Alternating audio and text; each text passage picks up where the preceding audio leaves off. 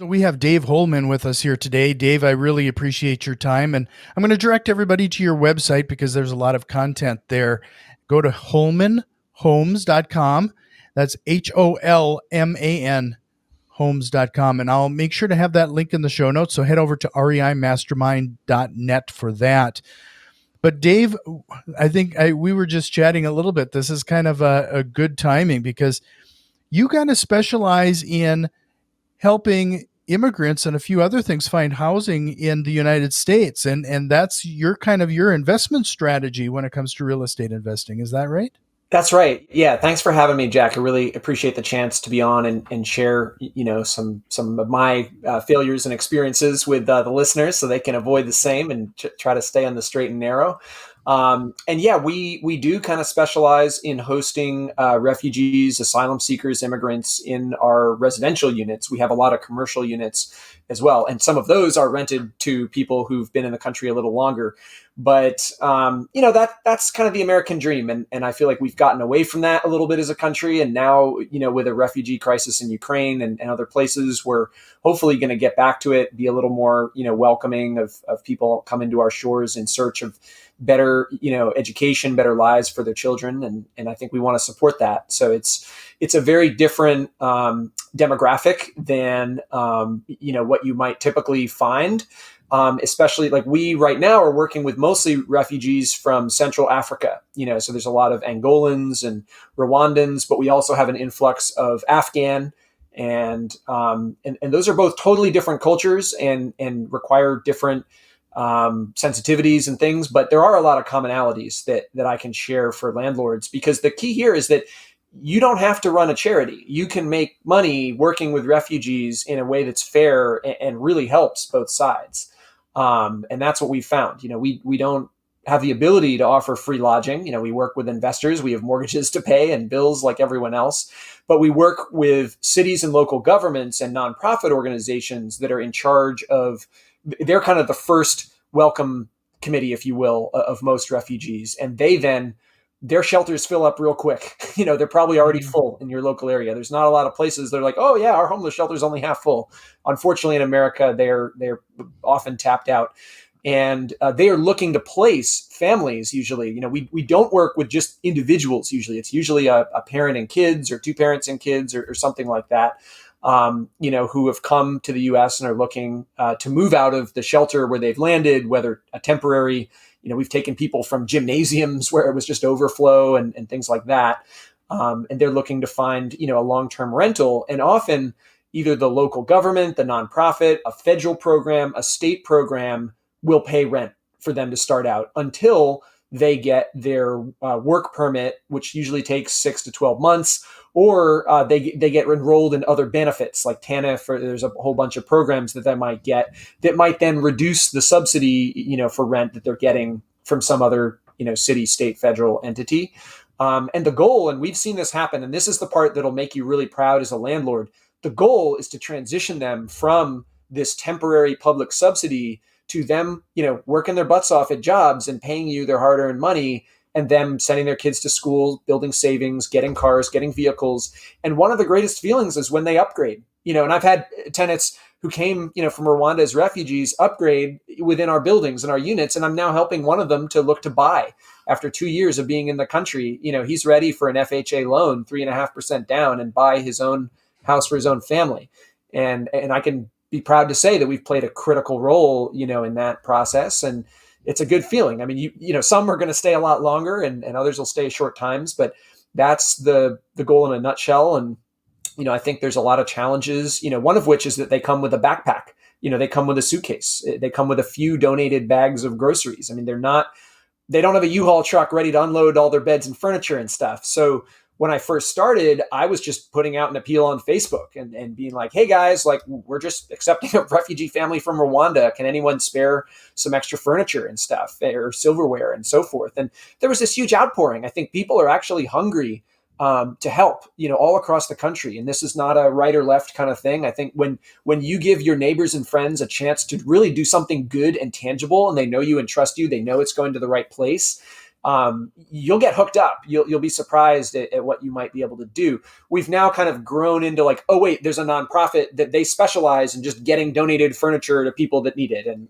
we'll kind of connect them and not be in the middleman making these checklists and so forth of things. But there's a lot of different ways to kind of check those boxes, and as you grow and work with these communities more and more, you can kind of systematize your approach. So I'll stop there, and I'm sure you have a couple questions. Yeah, well, this is one of those things that it just amazes me. Real estate investing, it does give us the power to explore not only these, I don't want to call them niches, but kind of passions. It's obvious that you're passionate about this and helping these refugees that need it most. And it does make a lot of sense. I mean, there's a lot of, I know a lot of personally, some real estate investors locally that focus on Section 8 housing, for example. And it's a similar kind of process, really, to a certain extent. But I'm curious, like, how did you focus in on this niche? Like, how did you follow this passion, and how did you come to this passion?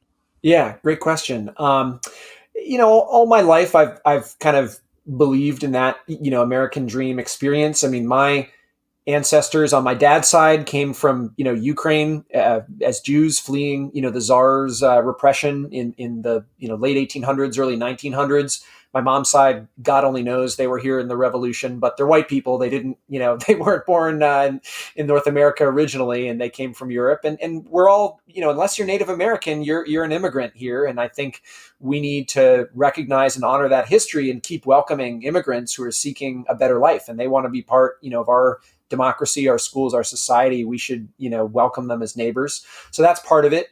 Part of it, I lived in Bolivia for 4 years after college, met my then girlfriend, now wife. And she, came up here with me in '09. And she's now an American citizen. So she's an immigrant. And I think that helps me, sympathize, I guess, with people that are going through the immigration system. If anyone's ever dealt with the INS, whew, boy, if you need a bureaucracy and need a reform, boy, that thing is Byzantine with a capital B. So, it's a hard journey for people that are coming here, whether it's fleeing violence, like we're seeing now in Ukraine, or other, issues. But I think, we need to keep the doors open, within reason, to people coming here. And frankly, we're not having enough babies. The old white tendency of this country, like, we're not getting it on enough. Our population is going to go way down, and it's only for other demographics that are keeping it up. So if we want to keep even a flat population in the coming decades, the only, and I mean only, way to do that is to be open to immigration. Otherwise,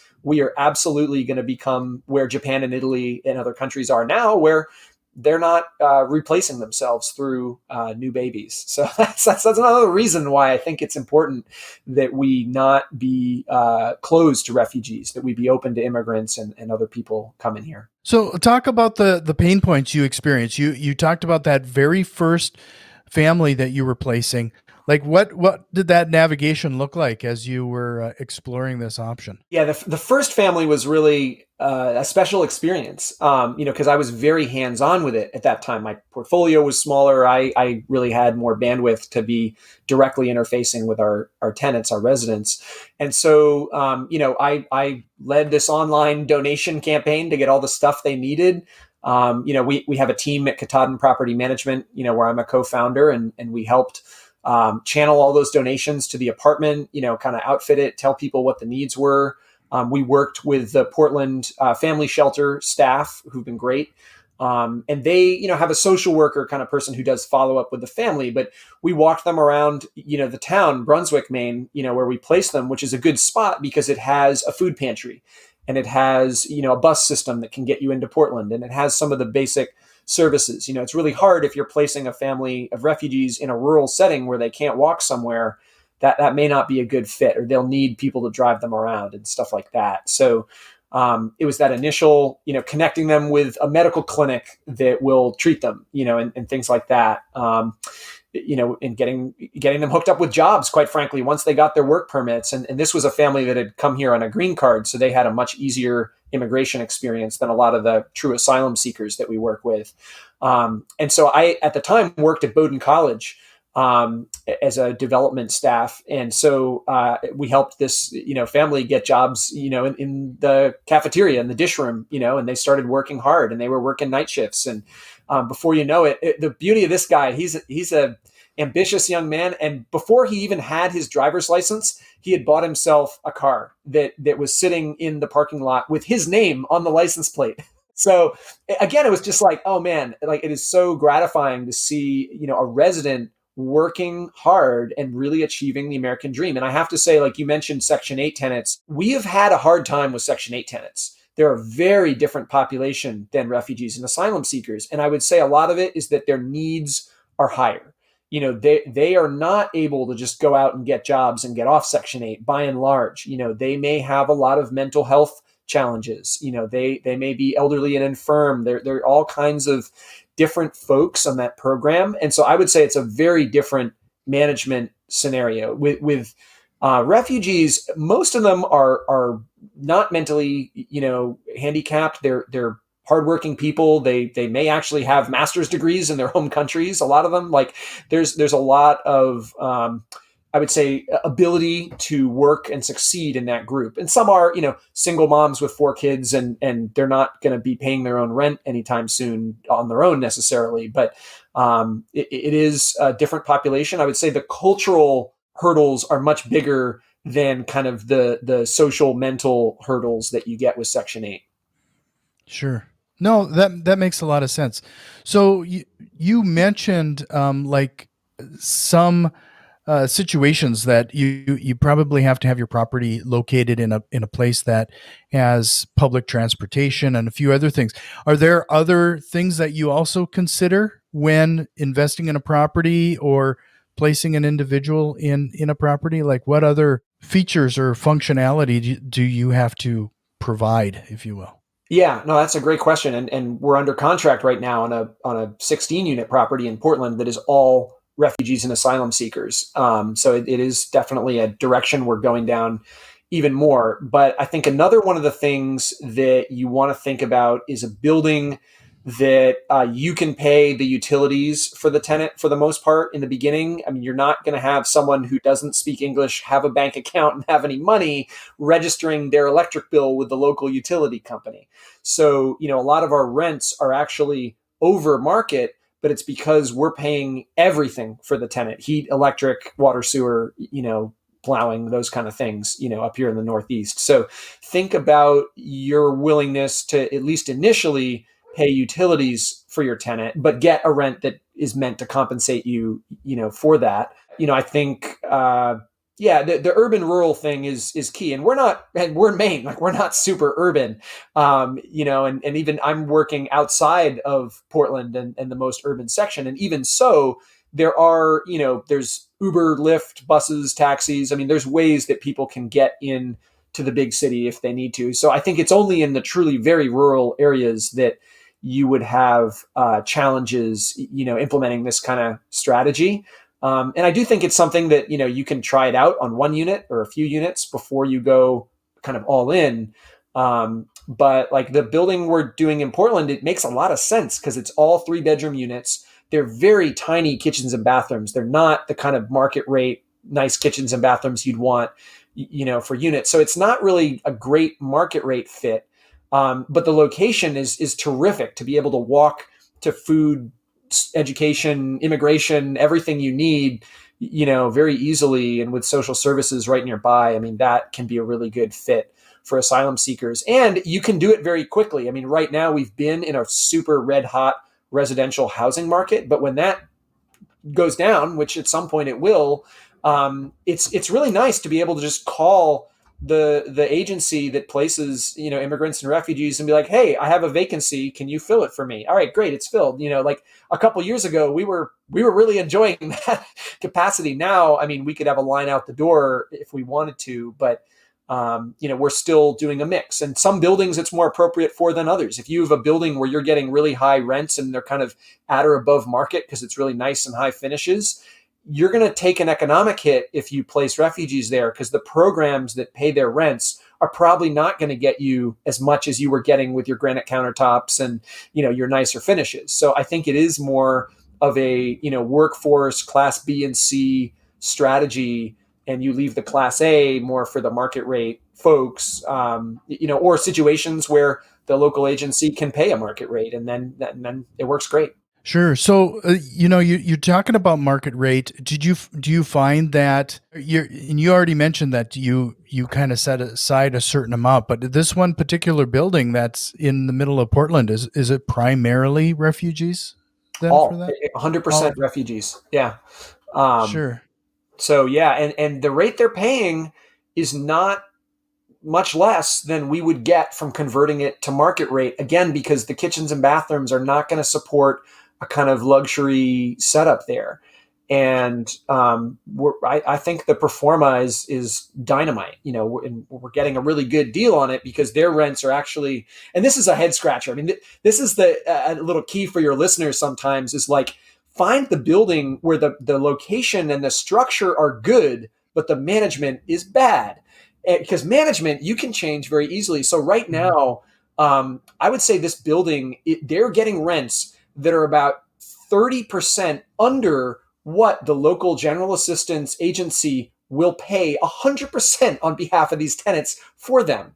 And I see this too with Section 8 sometimes, where like the Section 8 rent might be 1,500, but the landlord's only getting 1,100, and the tenant's paying like 5% or 10% of their rent, or 0%.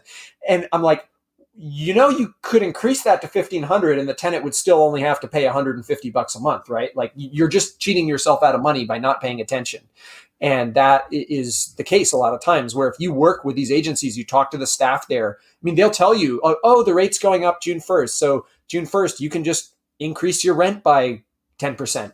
And their rates are keeping up with inflation. I mean, the general assistance rate in Portland went up 9% last year. So, that I expect to keep happening. And I think that's not a bad arrangement, because a lot of rents, you might sign a lease where you're only going up 3% a year or something like that. Whereas with these programs, you can go up a relatively healthy amount. And the beauty is that the tenant, who is very needy, doesn't have much money, they're not bearing that burden. That is a, public service, essentially, that we as a society are agreeing it's worth doing, rather than having them on the street, and the idea is that it's temporary. For most of them, if they, they're hungry to work. That's what I found, is they are ready to take these jobs that are posted all around. I mean, we have this labor crisis all across the country, and these are great people to come and take these jobs and help us, do the things we need to do that are not the glamour jobs all the time. My tenants are working in car washes. They're working, in dish rooms and kitchens and stuff, and they're working hard, but it allows them to pay the rent you set at a market rate, because that's their number one priority, is to keep a roof over their heads. And we've had, very good results with them overall. No, the Section 8 thing that you just brought up hits home, because that recently was something I experienced. I have a rental property about an hour from here, and I needed to hit a certain target to make sure certain things are going to be taken care of. And I didn't even occur to me until I started to look into it, was regarding the Section 8, because those residents there was a couple Section 8 residents in there. Those residents' rent was actually lower than everybody else's. So then when I called the Section 8 office and I asked them, like, I have, the previous landlord didn't keep up with this very well, I really need to raise this. That's when things started to uncover. And totally. and instead of that 3%, I was able to increase those units by a couple $100 each. I mean, that was a significant change. Oh yeah, absolutely. And I just call them up and talk with them and say, like, hey, this tenant's at 800, market is 1,200. How much can I increase the rent without them having to pay more? And it's like, oh, I could only go to 1,100, right now without that. But if I go to 1,200, do they have to pay that whole $100? Or, how does that work? And it can be a negotiation with both the tenant and the agency. But I think there are fair ways to do that don't just create homelessness and kick people out of their long-time apartments, but that also help compensate you as a landlord a little more. And, maybe if they're working part-time, we have a couple like retired, single women who have a part-time job, and Could they afford to pay $400 a month more? No. Could they afford to pay 50 if you're raising the rent 250 and 200 falls on Section 8 and 50 falls on them? Like, yeah, they could. And, that's probably within their capacity. So I think it's just being a good communicator, both with the, services agencies you're working with and with your tenants as well. So you're talking about different refugees coming from different countries. Have you found that anything you had to adapt to regarding culture? Huge, huge. Yeah, absolutely. I think it's really important to think on the cultural side of it. Like, do they have refrigerators in their homes where they're coming from? Like, how do they store food? Is that going to create pest problems? A lot of our refugee community are storing rice in big burlap sacks. And, what we need to do is like, it's worth it for you as a landlord to pay $5 to buy them a plastic tub to put that in than to pay $500 to the pest company to start coming and dealing with rodents or cockroaches or whatever, so you got to think of kind of preventative, preemptive action to help keep that unit in good condition. Teach them about how we do dishes and clean and how we cook, and just make sure they know to use bathroom fans and vent fans because their bathrooms were a latrine outside, or, something like that, it's a little more hands-on where you may have to kind of teach them how to be a successful resident. But there's a lot of local agencies that can do that for you if you want to partner with them, if you're in an urban area. So again, it may not have to be your staff. You can reach out, to some different either cultural organizations. If you're getting a lot of people from, Angola, there might be an Angolan American Association, and you could reach out to them and say, hey, could I pay, one of your people $100 to come and like do workshops, with my tenants to kind of teach them how to take care of these units. And like your $100 investment could save you thousands of repair bills, or, don't get like a big one we have is bucket bathing. They're, using buckets for their, bath time because that's the way they're used to doing it. But when the bucket spills, it inundates the floor. And if the floor isn't well caulked, then that inundates the person below you. So, working on sealing up bathrooms better, but also working on just saying, hey, we can't do that. And if this keeps happening, like you're going to have to pay some of this repair bill, like we need to make sure that we're treating the plumbing here the way it's supposed to be treated. And, teaching them not to put all their bacon grease and stuff down the drain, put that in the trash, which frankly, many of my American tenants struggle with. So, I think they're as a landlord, I almost think of like the hotels where you see the little signs kind of teaching you, put the towels here, put the soap there, like put that up in your units, like there's no harm in putting that in the local languages, if they're literate, which most of them are, and kind of guiding people on how you want your units treated, because culturally they weren't born knowing the right way to do it. They didn't grow up here necessarily. So another question I have then is how long do you find that these residents stay? Like what is your tenure? We try to orient all of our properties to be very long-term for people. And so we're willing to keep rents 5, 10, maybe even 15% under market to avoid turnover and avoid the nice renovation stuff that we might want or have to do when the unit turns over. And so many of our refugees are still with us now, and we placed them in the last 2 years. So I wish I could tell you that we have a 10 or 20 year track record and this is the average, but I think 1 to 2 years is going to be typical, which is typical of any residential tenant, quite frankly. So it's not shorter than average. And I think if anything, ours will probably be longer than average, because once we find the ones that are working well and we like, we're going to keep them and keep on going. And they may not want or need to move, or moving may be a kind of expensive, scary prospect for them, going to a different place. So it kind of depends on the family. Others are like, oh, I came to your building in your town, but I now know that the big Afghan community kind of lives over on this other town or other place, and they're going to want to go there and be with their people once they've kind of got their feet in the ground. So it depends, and I'm kind of open to it. I don't want to keep them longer than they want to be. I don't want them to have to leave quickly. It's kind of up to them. And, I wouldn't say the turnover is any worse than any other market rate units we manage. So give us a couple of the lessons you've learned. Like what are some of the things that you wished you would have known before you jumped into this?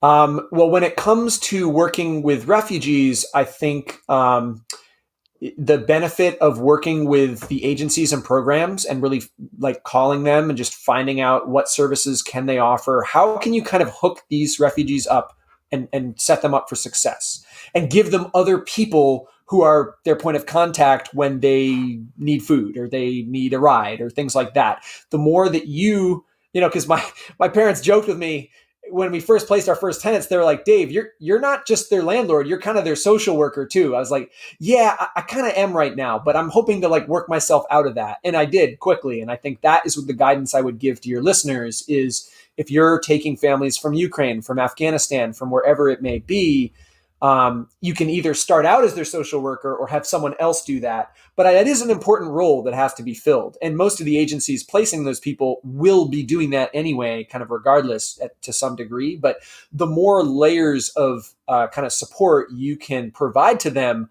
the less that falls on you and your staff, which ultimately, we're real estate investors, we're landlords, we're dealing with the next deal, the next project, different things. And I can't be doing tours of the local food pantry every day. Like, we need to figure out systems to kind of help those asylum seekers be successful, without all of our staff, doing things that could be done by others. Yeah.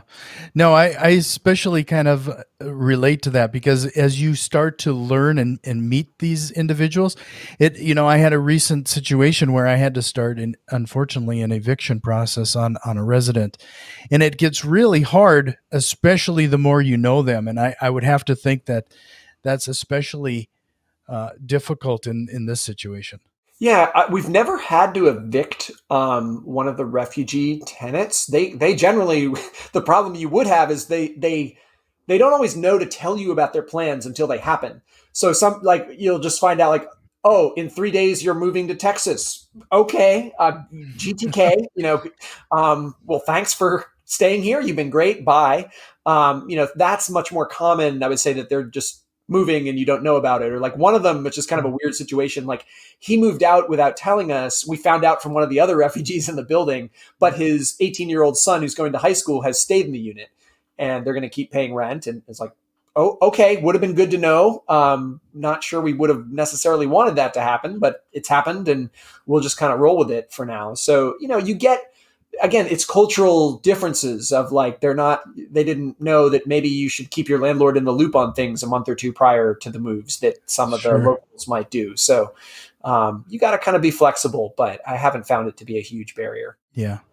No, this has been especially interesting. I just really think this is a strong niche, especially in the current environment and a few other things that are going on. It's funny you bring up the U.S. population not having babies. I mean, Elon Musk even has brought that up. I mean, we've seen that brought up a few times in the public sphere now. Totally. And I think in the next 10 to 20 years, it's going to become a much bigger issue because, we're kind of peaking and on the descending side of fertility. And that's a global trend. And quite frankly, I think it's great because we're killing the planet with 7 billion people. So if we can gently, non-violently, peacefully kind of right size humanity over the next 100 years, that would not be such a bad thing. But I think anytime that a trend is accelerating in one direction or the other, whether population explosion or population crash, let's try to moderate that. And I think immigration is a really key factor of if we are able to take people from other countries that are not criminals, that are hardworking, that want to come here and work, that's going to be great for our economy. It really is. We need workers in a big way. And, being a landlord, a real estate investor who helps facilitate, these kind of transitions, I think is really rewarding. So just to remind everybody, head over to holmanhomes.com. And if you want to get a hold of Dave and his team. But Dave, this has been a great conversation. It's very fascinating what you're doing and how this is working for you. But before I let you go, is there a question you wished I would have asked you here today? Thanks. I do a lot with green energy and insulation. So you could ask about that. And I could tell you that I think if you're a landlord, especially of a small property in a part of the country that has a high heating or cooling load, especially if you're paying the utilities, look at insulation, talk to experts about that, see if there's ways that you can save yourself money. You're going to do something good for the environment. People think of green energy and they just think of solar panels, which to me is like on the food pyramid of smart landlording. That's like at the very tippy top. It's not the lowest hanging fruit. Insulation, air sealing, looking at your heating and cooling systems, looking at heat pumps. Those are things that can have 20 to 100% a year returns on investment if you do them right. Well, maybe you'll want to come back and we can kind of deeper dive on just that topic, because I know that, we probably could fill another half hour just on that. Would love to hop on again, and happy to be in touch with you and any of your listeners. Well, thanks for your time, and we'll talk to you soon. All right. Thanks, Jack.